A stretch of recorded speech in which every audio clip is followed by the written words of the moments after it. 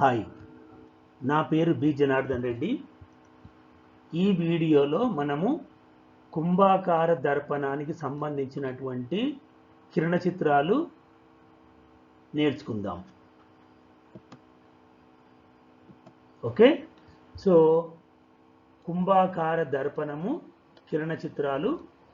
ఈ కుంభాకార దర్పణానికి సంబంధించి రెండు సందర్భాల లోపల కిరణ చిత్రాలు మనము గీయబోతున్నాము. రెండే సందర్భాలు ఉంటాయి. ఒకటి వస్తువు అనంత దూరంలో ఉన్నప్పుడు, రెండవది వస్తువుని దర్పణం ముందు నియమిత దూరంలో ఉంచినప్పుడు. ఈ రెండు సందర్భాల లోపల కిరణ చిత్రాలు ఎలా గీస్తామో మనము నేర్చుకుందాం.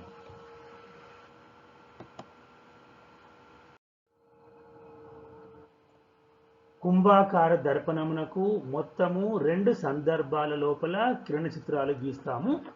మరి ఈ రెండు సందర్భాల లోపల ఏర్పడినటువంటి ప్రతిబింబ లక్షణాలను మనము సులువుగా ఒక క్రమమైనటువంటి పద్ధతి లోపల గుర్తించుకోవడానికి వీలుగా నేను ఇక్కడ ఒక గుర్తును వాడుతాను. లాస్ట్ అని, LOST అనే ఒక గుర్తు సహాయంతో నేను వాటి యొక్క క్రమాన్ని సులువుగా గుర్తుపెట్టుకుంటాను. మీరు ఏ క్రమంలోనైనా రాయవచ్చును, కాకపోతే ఈ గుర్తు ద్వారా నేను ఒక క్రమమైనటువంటి పద్ధతి లోపల ఏర్పడినటువంటి ప్రతిబింబ లక్షణాలను నేను సులువుగా గుర్తించుకోవడానికి వీలుగా ఉంటుందని చెప్పేసి ఇది మీకు ఇస్తున్నాను. సో ఇక్కడ లాస్ట్ అంటే, L అంటే లొకేషన్, అంటే ప్రతిబింబ స్థానము, ప్రతిబింబము ఎక్కడ ఏర్పడినది. నెక్స్ట్ ఓరియంటేషన్, ఓరియంటేషన్ అంటే విన్యాసము, అంటే ప్రతిబింబము తలక్రిందులుగా ఉందా లేక నిటారుగా ఉందా. నెక్స్ట్ దీంట్లో S అంటే సైజ్, అంటే పరిమాణము, అంటే ప్రతిబింబము వస్తువు కంటే పెద్దదిగా ఉందా లేక చిన్నదిగా ఉందా తెలిపేదాన్ని మనము పరిమాణం అని అంటాము.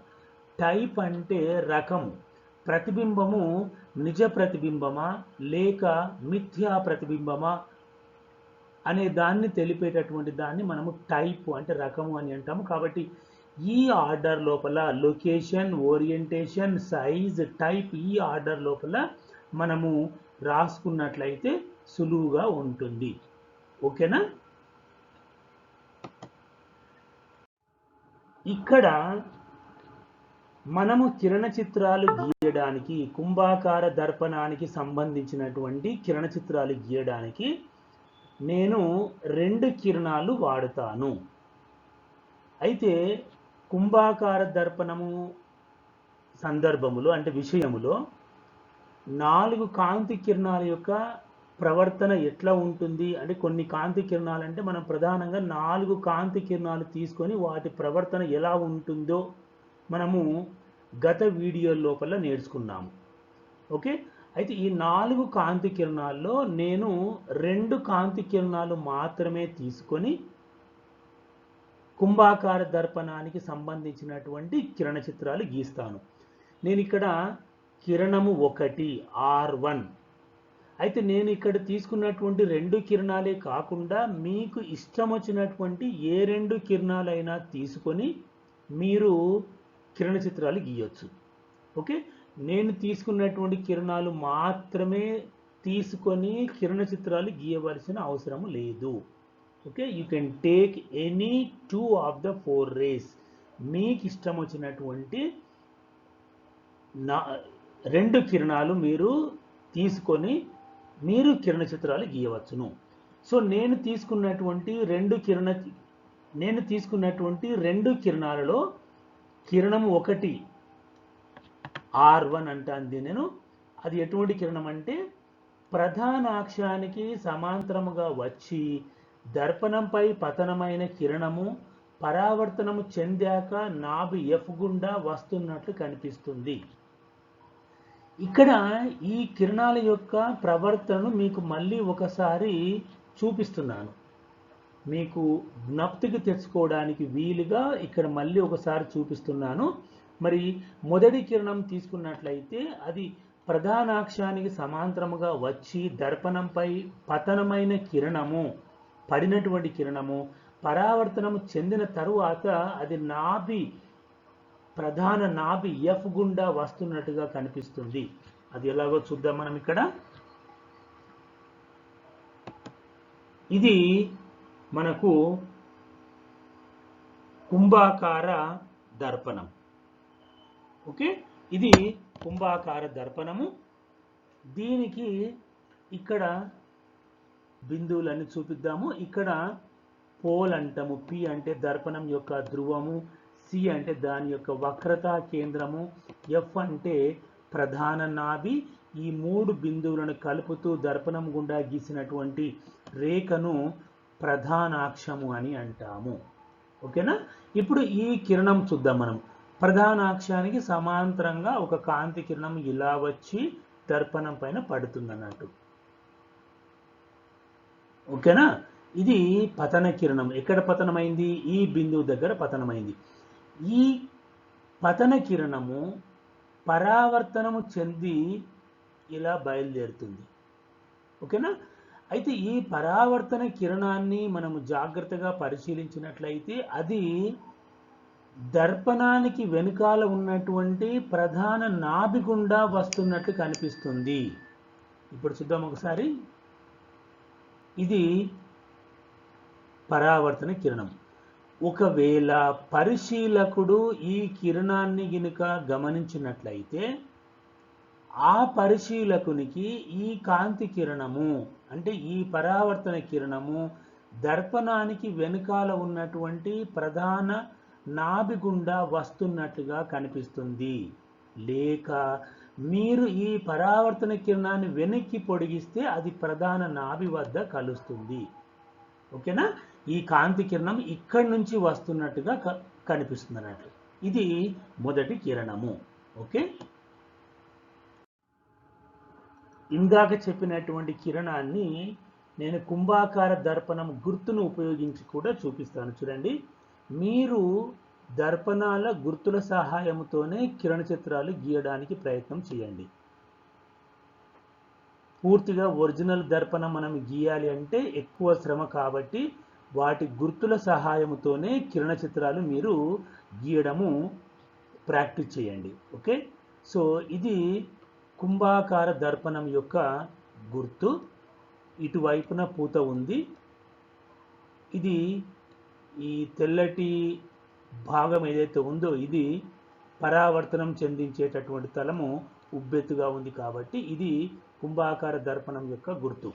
ఇప్పుడు ఈ గుర్తును ఉపయోగించి మొదటి కిరణం యొక్క ప్రవర్తనను మీకు చూపిస్తాను. చూడండి, ఇది దర్పణం యొక్క ధ్రువము పి. ఇక్కడ సి అంటే దాని యొక్క వక్రత కేంద్రము, ఎఫ్ అంటే ప్రధాన నాభి, ఇది ప్రధాన అక్షం. ఓకే, సేమ్ కాంతి కిరణం ఇందాక చెప్పినటువంటి కాంతి కిరణము ప్రధాన అక్షానికి సమాంతరముగా బయలుదేరి దర్పణం పైన పడి పరావర్తనము చెందుతుంది. మరి ఆ పరావర్తనం ఎలా చెందుతుంది అనేది చూద్దాం. ఇప్పుడు ఇది పతన కిరణము, ఇక్కడ పతనమైంది. ఇది పరావర్తనం చెంది ఇలా వెళ్ళిపోతుంది.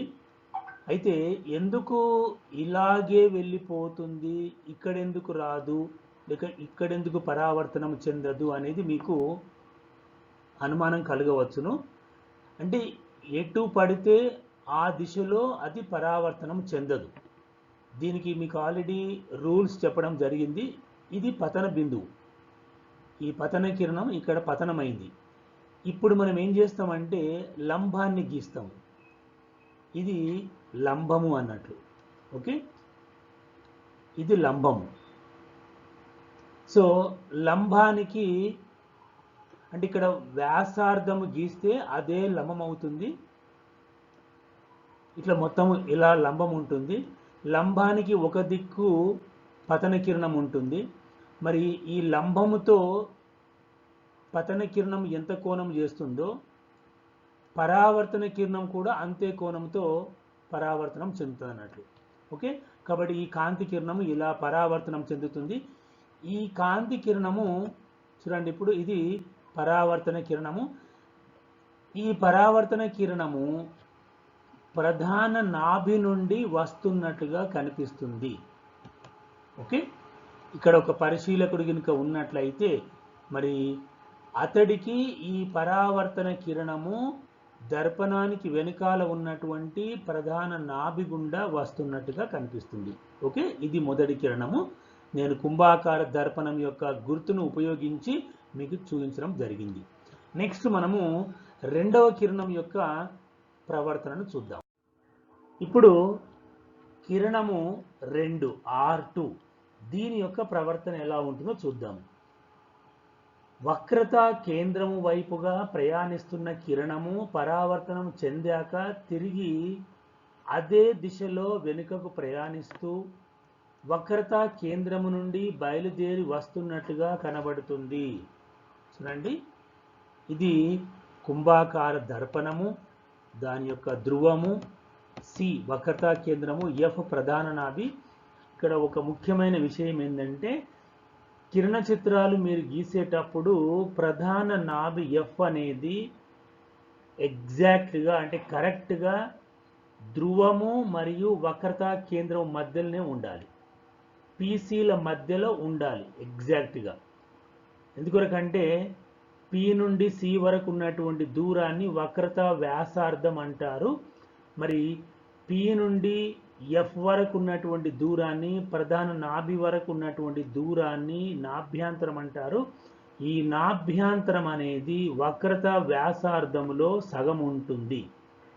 Okay, right. ఇప్పుడు నేను దానికంటే మొదలు మనం ఏం చేయాలంటే ప్రధానాక్షం గీసుకునాలి ఇలా. ఓకేనా, ఇది ప్రధానాక్షము. మరి ఒక కాంతి కిరణము వక్రత కేంద్రము వైపునకు ప్రయాణిస్తుంది. ఈ వక్రత కేంద్రము దిశ లోపల ప్రయాణిస్తున్నట్టు ఇట్లా వస్తుంది. ఇది కాంతి కిరణం. ఈ కాంతి కిరణము వక్రత కేంద్రం వైపునకు ప్రయాణిస్తుంది, ఇలా ప్రయాణిస్తుంది అన్నట్లు. అంటే వక్రత కేంద్రం దిశలో ప్రయాణించడానికి ప్రయత్నం చేస్తుంది. అంటే ఒకవేళ ఈ దర్పణమే లేకుంటే ఈ కాంతి కిరణము ఇలా పోయేది అన్నట్లు, ఈ బిందువు గుండా పోయేది. మరి వక్రత కేంద్రం వైపునకు ప్రయాణిస్తున్నటువంటి కాంతి కిరణము దర్పణం పైన పడిన తర్వాత అది ఆ బిందువు వద్ద పరావర్తనం చెంది తిరిగి అదే దిశలో వెనుకకు ప్రయాణిస్తుంది. చూడండి, ఇప్పుడు ఇది అంటే ఈ కాంతి కిరణము వక్రత కేంద్రం వైపునకు ప్రయాణించడానికి ప్రయత్నం చేస్తుంది. ఆ దిశలో ప్రయాణించినటువంటి కాంతి కిరణము పరావర్తనం చెంది చూడండి ఎలా వెనక్కి వెళ్ళిపోతుందో అదే మార్గములో వెనక్కి వెళ్ళిపోతుంది. ఈ పరావర్తన కిరణము వక్రత కేంద్రము సి నుండి వస్తున్నట్టుగా కనిపిస్తుంది. ఇక్కడ ఒకవేళ పరిశీలకుడు ఉన్నట్లయితే ఆ పరిశీలకునికి ఓకే ఈ పరావర్తన కిరణము దర్పణానికి వెనుకాల ఉన్నటువంటి వక్రత కేంద్రము నుండి వస్తున్నట్టుగా కనిపిస్తుంది. ఓకేనా, అది ఇదే కిరణాన్ని నేను దర్పణము కుంభాకార దర్పణం యొక్క గుర్తును ఉపయోగించి వివరిస్తాను. ఇది కుంభాకార దర్పణం యొక్క గుర్తు. పి దర్పణ ధ్రువము, సి దాని వక్రతా కేంద్రము, ఎఫ్ కరెక్ట్గా మధ్యలో ఉంచాలి. ఎఫ్ అంటే ప్రధాన నాభి. ఇవన్నీ మీకు చెప్పడం జరిగింది గత వీడియోలలో. ఇది ప్రధానాక్షము. ఓకేనా. సో ఇప్పుడు ఇది పతన కిరణము వక్రతా కేంద్రం వైపునగా ప్రయాణిస్తుంది. మరి దర్పణం పైన పడి పరావర్తనం చెంది తిరిగి అదే మార్గములో వెనక్కి వెళ్ళిపోతున్నట్టు. ఇది పరావర్తన కిరణము. ఈ పరావర్తన కిరణము వక్రతా కేంద్రము నుండి బయలుదేరి వస్తున్నట్టుగా కనిపిస్తున్నట్టు పరిశీలకునికి. ఇది రెండవ కిరణం. సో ఈ రెండు కిరణాలను ఉపయోగించి నేను కుంభాకార దర్పణానికి కిరణ చిత్రాలు గీస్తాను. కేస్ 1 అంటే సందర్భము 1. వస్తువు అనంత దూరములో ఉన్నప్పుడు. వస్తువు అనంత దూరములో ఉన్నప్పుడు మరి ఆ వస్తువు యొక్క ప్రతిబింబం ఎక్కడ ఏర్పడుతుంది అనేది మనము ఇప్పుడు చూడబోతున్నాం. ఇది కుంభాకార దర్పణము, పి దర్పణం యొక్క ధ్రువము, సి వక్రతా కేంద్రము, ఎఫ్ ప్రధాన నాభి. ఓకే, మరి ఇది ప్రధానాక్షము. ఇప్పుడు ఈ కుంభాకార దర్పణాన్ని చాలా దూరంలో ఉన్నటువంటి సూర్యుని వైపున కానీ, లేక దూరంగా ఉన్నటువంటి చెట్లు, లేక దూరంగా ప్రయాణిస్తున్నటువంటి వాహనాల వైపున కానీ మనము చూయించాం అనుకుందాం. మరి అప్పుడు ఈ దర్పణం యొక్క సైజు అంటే పరిమాణంతో పోల్చుకుంటే ఆ వస్తువులు చాలా దూరములో ఉంటాయి కాబట్టి మనము వాటిని అనంత దూరములో ఉన్నట్లుగా మనం భావించవచ్చును. మరి అనంత దూరము నుంచి వస్తున్నటువంటి కాంతి కిరణాలు ఈ దర్పణం వద్దకు చేరేసరికి అవి సమాంతరంగా మారుతాయి.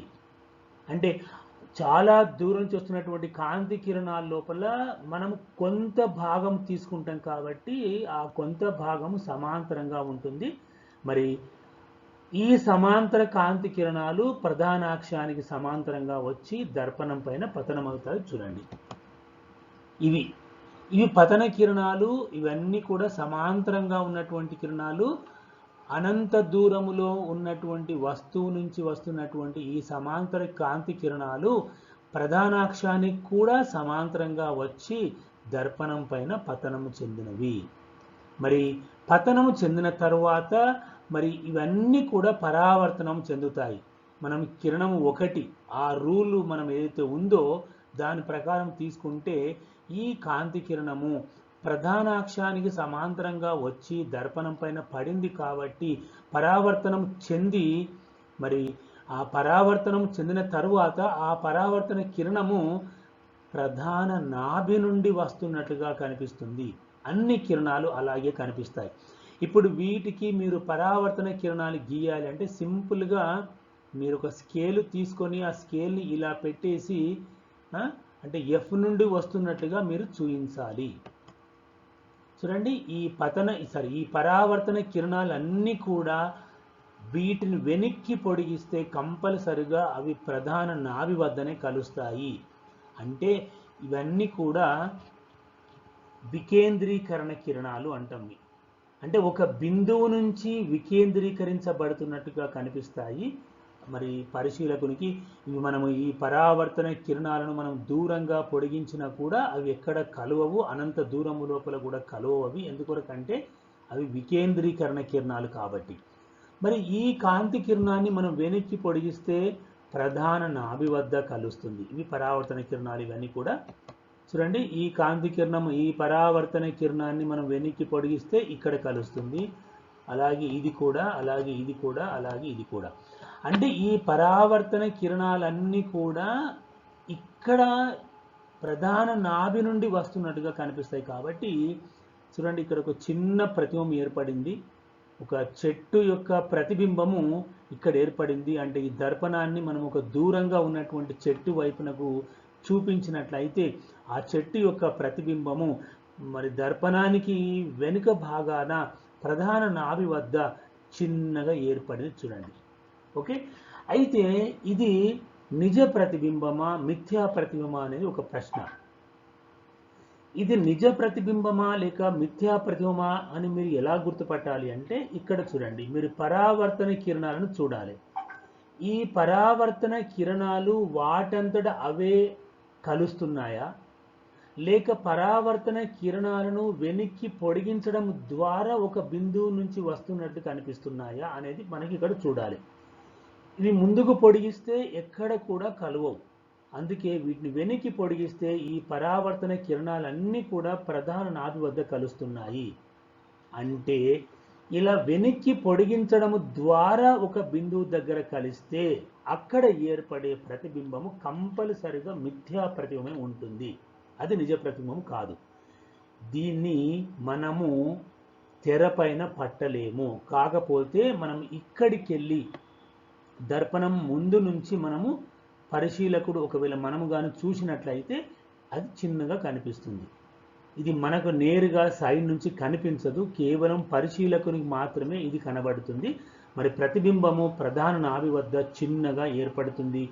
ఓకేనా, ఇది మిథ్యా ప్రతిబింబము. మరి మిథ్యా ప్రతిబింబాలు గుర్తుంచుకోండి, ఎల్లప్పుడూ నిటారుగానే ఉంటాయి, తలక్రిందులుగా ఉండవు. ఓకే, మరి ఇప్పుడు ఈ వస్తువు అనంత దూరములో ఉన్నప్పుడు దాని యొక్క ప్రతిబింబ లక్షణాలు ఇక్కడ రాద్దాం. ఓకేనా, LOST లాస్ట్, ఎల్ అంటే లొకేషన్. ఇప్పుడు ప్రతిబింబం ఎక్కడ ఏర్పడింది అంటే ప్రధాన నాభి వద్ద, దర్పణానికి అవతల ప్రధాన నాభి వద్ద ఏర్పడింది. సారీ, రైట్, దర్పణానికి వెనుక వైపున F వద్ద ఏర్పడింది, నిటారుగా ఉంది.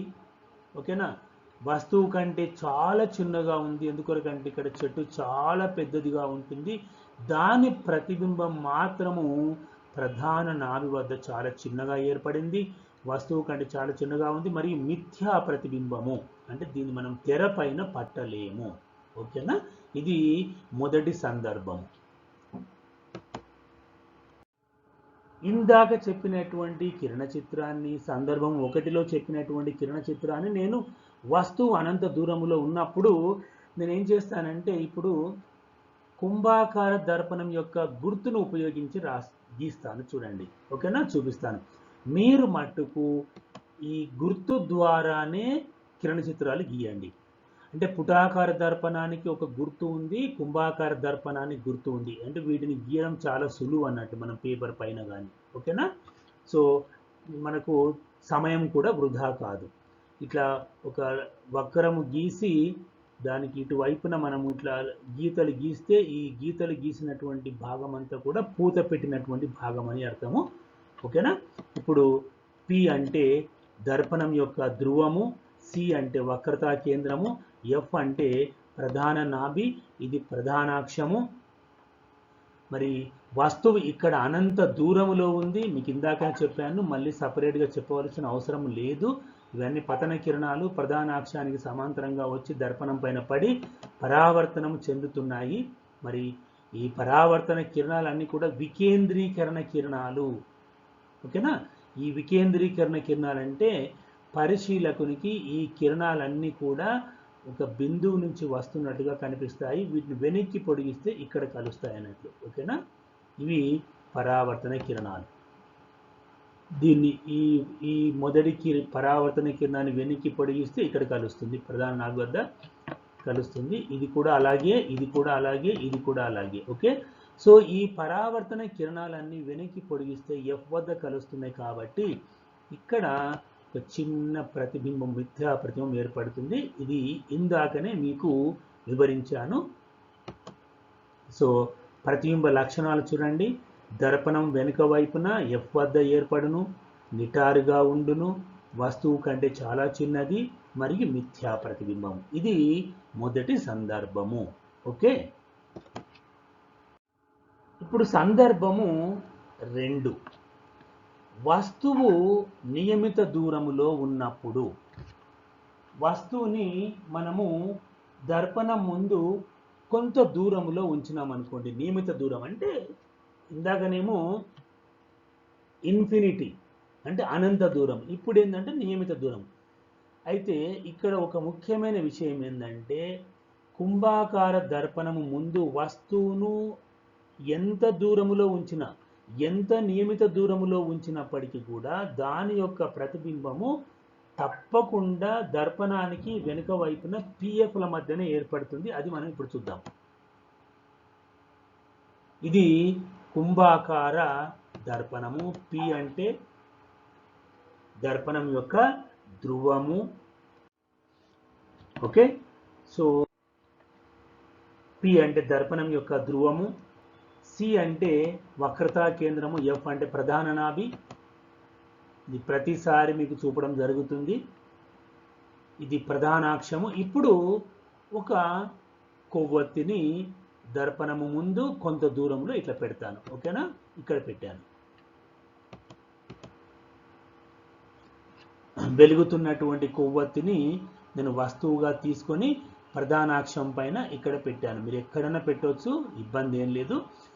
ఇప్పుడు ఇది వస్తువు, OB అంటే వస్తువు, OB అంటే ఆబ్జెక్ట్ కాబట్టి దీన్ని మనం వస్తువు అని అంటాము. ఓకేనా, ఇప్పుడు ఈ కొవ్వొత్తి యొక్క ఒక కొన నుండి మీరు పై కొన తీసుకోవచ్చు, లేక మధ్య ఎక్కడైనా తీసుకోవచ్చు, ఏ బిందువుని తీసుకోవచ్చు. కాకపోతే మన సౌలభ్యం కోసం నేను ఇక్కడ ఈ కొనకెళ్ళి నేను 2 కిరణాలు తీసుకుంటాను.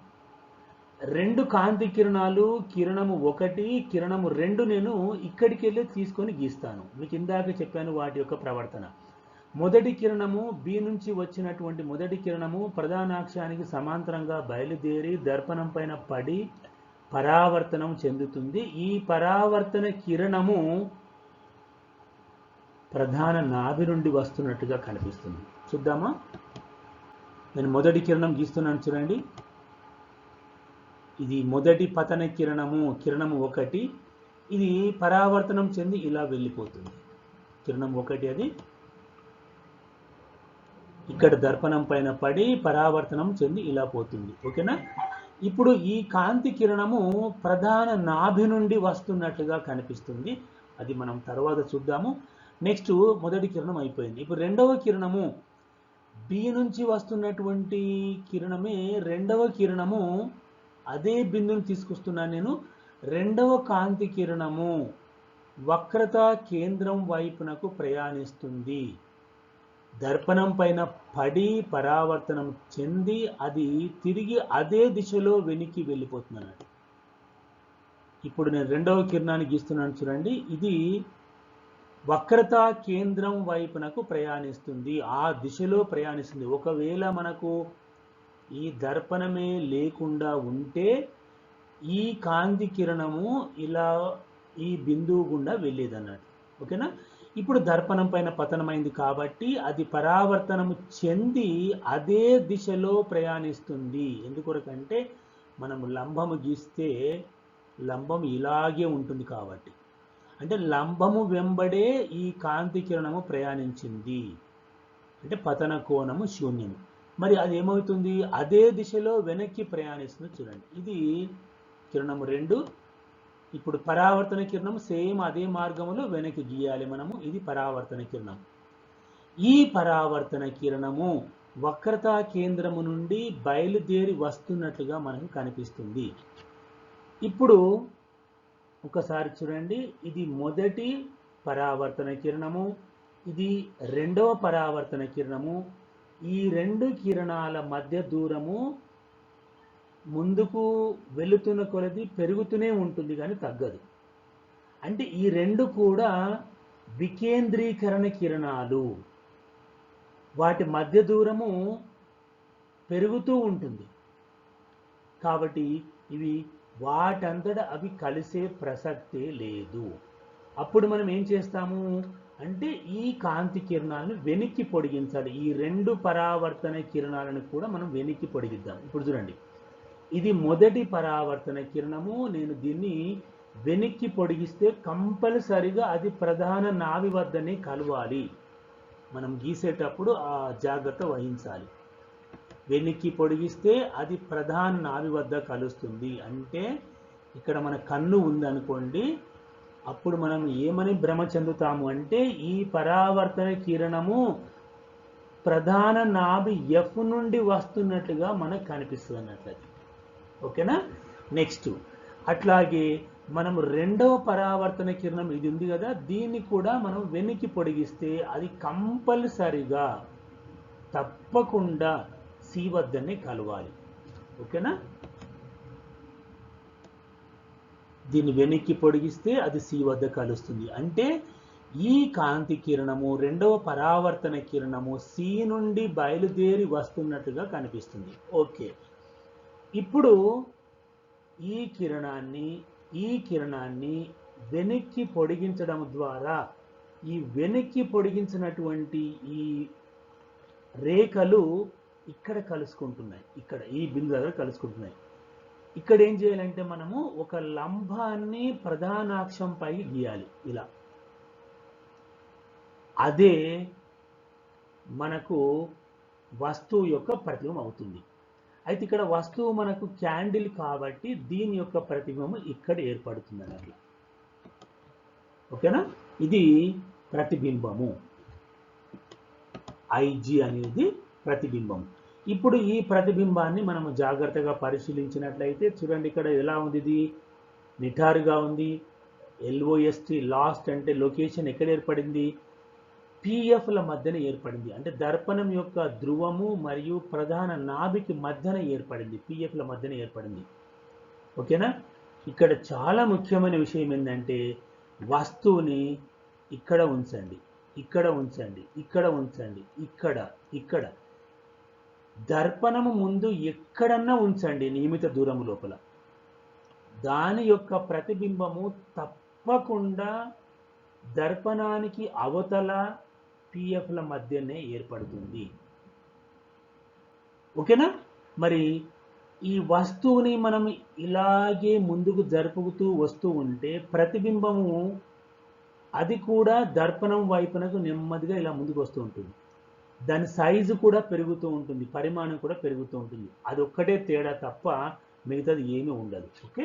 సో కానీ ప్రతిబింబం యొక్క పరిమాణము వస్తువుని ఎక్కడ పెట్టినా కూడా దాని యొక్క పరిమాణం మాత్రము చిన్నగా ఉంటుంది, వస్తువు కంటే చిన్నదిగా ఉంటుంది. అందుకని దీని ఏమంటామంటే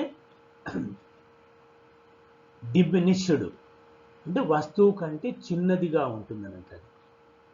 సో ఇప్పుడు మనం ప్రతిబింబం యొక్క లక్షణాలు రాద్దాం. ఫస్ట్ లాస్ట్ లొకేషన్, ఇక్కడ రాస్తున్నాను. ప్రతిబింబ లక్షణాలు ఎక్కడ ఏర్పడింది, దర్పణం వెనుక వైపున PFల మధ్యన ఏర్పడును. ఎలా ఉంది, ఇది నిటారుగా ఉండును, వస్తువు కంటే చిన్నది, మిథ్యా ప్రతిబింబము. ఓకేనా.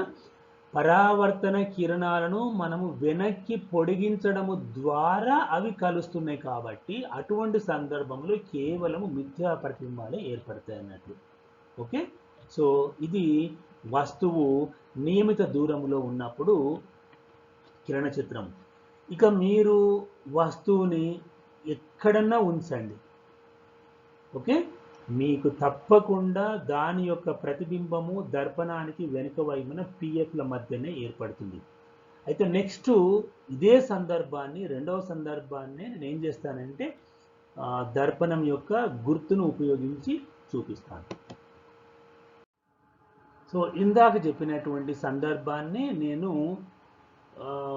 దర్పణం యొక్క గుర్తును ఉపయోగించి చూపిస్తాను. సేమ్ ఇందాక చెప్పినటువంటిది, ఒక్కటే భేదం ఏంటంటే ఆ దర్పణము నిజమైనటువంటి దర్పణం యొక్క స్థానము లోపల నేను దర్పణం యొక్క గుర్తును వాడుతున్నాను. మీరు ఈ గుర్తు ద్వారానే కిరణ చిత్రాలు గీయడం నేర్చుకోండి. PCF.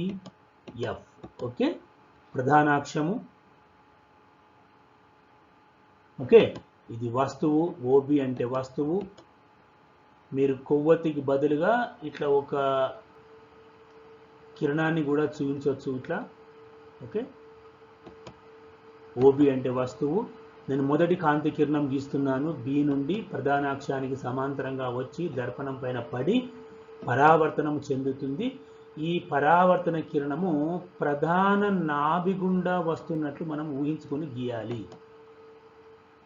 మీరు దాన్ని గినుక వెనక్కి పొడిగిస్తే కంపల్సరిగా అది F వద్దనే కలవాలి, అది రూల్. ఓకే, ఇది మొదటి కిరణము. రెండవ కిరణము వక్రత కేంద్రము వైపునకు ప్రయాణించడానికి ప్రయత్నం చేస్తుంది. ఓకే, ఇది దర్పణం పైన పడి పరావర్తనం చెంది అదే మార్గములో వెనుకకు ప్రయాణిస్తుంది. చూడండి ఇది. ఓకే, ఇప్పుడు ఈ రెండవ పరావర్తన కిరణాన్ని వెనక్కి పొడిగిస్తే కంపల్సరిగా అది వక్రత కేంద్రం దగ్గరనే కలవాలి. సో ఈ రెండు పరావర్తన కిరణాలు వికేంద్రీకరణ కిరణాలు కాబట్టి అవి ముందుకు పొడిగిస్తే కలవవు. అందుకే వాటిని మనం వెనక్కి పొడిగించండి. దీన్ని వెనక్కి పొడిగిస్తే F వద్ద కలుస్తుంది. దీన్ని వెనక్కి పొడిగిస్తే ఇది, ఈ కాంతి కిరణాన్ని వెనక్కి పొడిగిస్తే C వద్ద కలుస్తుంది. ఓకే, సో ఈ రెండు కూడా వెనక్కి పొడిగించినటువంటి ఈ రేఖలు ఇక్కడ కలుస్తున్నాయి కాబట్టి అక్కడ ప్రతిబింబం ఏర్పడుతుంది. ఓకే, లక్షణాలు మీకు ఇందాకనే వివరించాను. ఇక్కడ IG అంటే ప్రతిబింబము, IG అంటే ఇమేజ్ కాబట్టి మనం I అని పెట్టాము. ప్రతిబింబ లక్షణాలు: దర్పణము వెనుక వైపున PFల మధ్య ఏర్పడును. నిటారుగా ఉంది చూడండి, ప్రతిబింబము తలక్రిందులుగా లేదు. వస్తువు కంటే చిన్నగా ఉంది, మిథ్యా ప్రతిబింబం. ఓకే, సందర్భము 2నే నేను కొంచెము వస్తువుని దర్పణానికి దగ్గరగా జరిపిన తర్వాత చూపిస్తాను. ఇప్పుడు ఏం భేదం కనిపిస్తుంది మనకు. ఓకే, కుంభాకార దర్పణము, దర్పణ ధ్రువము, వక్రతా కేంద్రము, ఇది ప్రధాన నాభి. ఓకే, సో ఇప్పుడు ఇది ప్రధాన అక్షము. ఇప్పుడు వస్తువుని ఇంతకుముందు ఇక్కడ ఉంది, నేను కొంచెము ముందుకు తీసుకొని వస్తాను. ఓకే, వస్తువును నియమ దూరం మీరు ఎక్కడైనా పెట్టండి, ఇక్కడ చూపిస్తున్నాను. ఓబి అంటే వస్తువు. ఇప్పుడు బి నుంచి 2 కాంతి కిరణాలు తీసుకొని వస్తాను. ఇది మొదటి కాంతి కిరణము ప్రధాన అక్షానికి సమాంతరంగా బయలుదేరి దర్పణం పైన పడి పరావర్తనం చెందుతుంది. ఈ పరావర్తన కిరణము ఎఫ్ నుండి వస్తున్నట్టుగా మనకు కనిపించాలి. ఇక్కడ రే 1 అంటే కిరణం 1. దీన్ని మీరు ఎలా గీయాలి అంటే దీన్ని వెనక్కి పొడిగిస్తే అది ఎఫ్ వద్దని కలవాలి, అది రూల్. ఓకే, ఇది మొదటి పరావర్తన కిరణము. రెండవ కాంతి కిరణము అదే బిందువు నుంచి వస్తున్నటువంటి రెండవ కాంతి కిరణము వక్రతా కేంద్రం వైపునకు ప్రయాణించడానికి ప్రయత్నిస్తుంది. వక్రతా కేంద్రము దిశలో ప్రయాణిస్తున్నటువంటి కాంతి కిరణం ఇది. నిజానికి ఒకవేళ ఈ దర్పణమే లేకుంటే ఈ కాంతి కిరణము ఇలా ఈ బిందువు గుండా పోయేదన్నట్టు. ఓకేనా, రైట్. ఇప్పుడు పరావర్తనం చెందిన తర్వాత అది తిరిగి అదే మార్గములో వెనక్కి రేటు అంటే బయలుదేరుతుంది. చూడండి ఇక్కడ ఇది పరావర్తన కిరణము, అదే మార్గములో వెనక్కి ప్రయాణిస్తుంది. ఇది రెండవ పరావర్తన కిరణము, ఇది మొదటి పరావర్తన కిరణము, ఇది రెండవ పరావర్తన కిరణము. ఈ రెండు కూడా మనము ఇలాగే ముందుకు పొడిగిస్తే కలవవు, కాబట్టి మనము వాటిని వెనక్కి పొడిగించాలి. సో ఈ కాంతి కిరణాన్ని వెనక్కి పొడిగిస్తే కంపల్సరిగా అది ఎఫ్ వద్దనే కలవాలి. అంటే పరిశీలకునికి ఈ కిరణము ఎఫ్ నుండి వస్తున్నట్లుగా కనిపిస్తుంది. ఈ కిరణము వక్రతా కేంద్రము నుండి వస్తున్నట్టుగా కనిపిస్తుంది. ఈ రెండు కిరణాల యొక్క ప్రవర్తన మీకు ఇందాకనే చెప్పడం జరిగింది మొదట్లో. ఓకే, దీన్ని వెనక్కి పొడిగిద్దాము, అది సి వద్ద కలుస్తుంది. ఇప్పుడు ఈ రెండు వెనక్కి పొడిగించబడినటువంటి కిరణాలు ఇక్కడ కలుస్తున్నాయి కాబట్టి ఇక్కడి నుండి ప్రధాన అక్షం పైకి ఒక లంబాన్ని మనం ఇట్లా ఊహించాలి, లేక గీయొచ్చు కూడా. ఓకే, ఇక్కడ మనకు ప్రతిబింబం ఏర్పడుతుంది. అంటే బి యొక్క ప్రతిబింబము ఇక్కడ అన్నట్టు ఇక్కడ ఏర్పడింది.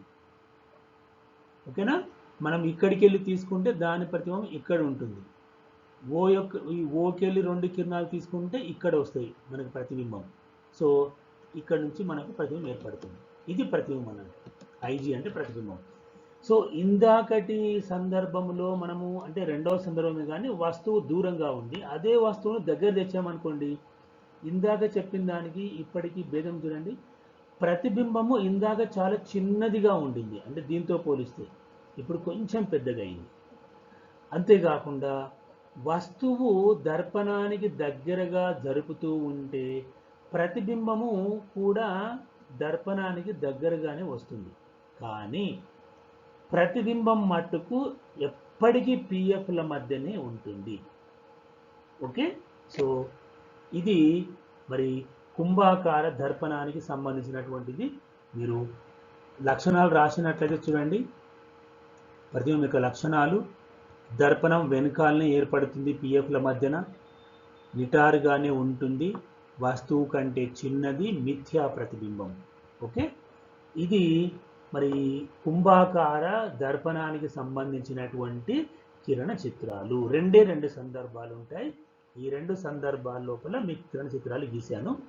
సో నేను ఈ 2 కిరణాలు తీసుకొని గీశాను. మీకు ఇష్టం వచ్చినటువంటి ఏవైనా 2 కిరణాలు తీసుకొని మీరు కిరణ చిత్రాలు గీయడానికి ప్రయత్నం చేయండి. అంతేకాకుండా వస్తువుని కూడా దర్పణం ముందు వేరు వేరు దూరాల్లో ఉంచి మీరు ఈ కిరణ చిత్రాలు గీస్తే అప్పుడు కూడా మీకు ప్రతిబింబం కంపల్సరీగా పిఎఫ్ల మధ్యనే ఏర్పడుతుంది. ఓకే, ఇది కుంభాకార దర్పణానికి సంబంధించినటువంటి కిరణ చిత్రాలు. అదే పుటాకార దర్పణం అయితే మనకు 6 సందర్భాలు ఉన్నాయి. కానీ కుంభాకార దర్పణం లోపల మనం 2 సందర్భాల లోపల కిరణ చిత్రాలు గీస్తాము. కుంభాకార దర్పణము, దీనికి సంబంధించిన ఒక ముఖ్య విషయం ఏంటంటే కుంభాకార దర్పణము ఎల్లప్పుడూ మిథ్యా ప్రతిబింబాన్ని, వస్తువు కంటే చిన్నదిగా ఉన్నటువంటి మిథ్యా ప్రతిబింబాన్ని ఏర్పరుస్తుంది. అందుకే మీరు దీన్ని ఈ కుంభాకార దర్పణాన్ని ఎక్కడ చూడొచ్చు అంటే వాహనాలకు సైడ్ అద్దాలు ఉంటాయి. మనకు సైడ్ అద్దము, కార్లు కానీ ఏ వాహనం తీసుకున్నా సైడ్ అద్దం ఉంటుంది. ఆ సైడ్కు ఉన్నటువంటి అద్దము కుంభాకార దర్పణము. మీరు డ్రైవింగ్ సీట్లో కూర్చొని ఆ సైడ్ అద్దంలో చూసినట్లయితే వెనకాల వస్తున్నటువంటి వాహనాలు చిన్నవిగా కనిపిస్తాయి, మీరు గమనించవచ్చును. ఓకేనా? మరి అది కుంభాకార దర్పణమే అన్నట్టు. ఓకేనా? మరి ఈ వీడియోలో ఎక్కడైనా ఈ తెలుగు టైపింగ్ లోపల మిస్టేక్స్, ప్రధానంగా ఒత్తులు, జట్టాలు, దీర్ఘాలు, గుడులు అటువంటి ఏమన్నా చిన్న చిన్న మిస్టేక్స్ ఉంటే, దోషాలు ఉంటే వాటిని సవరించుకొని మీరు చదవగలరు. ఓకేనా? Thank you.